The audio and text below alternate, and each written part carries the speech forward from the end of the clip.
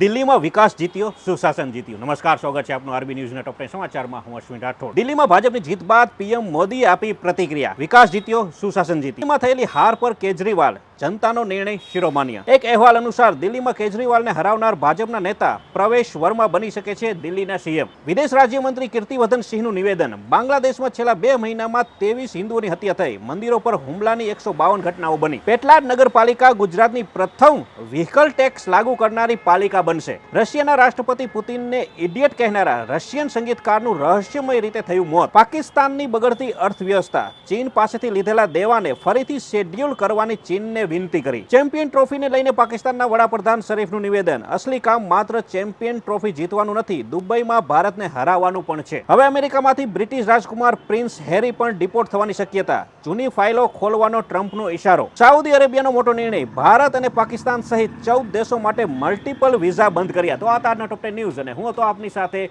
Ashwin Rathod. Jay Hind, Jay Bharat.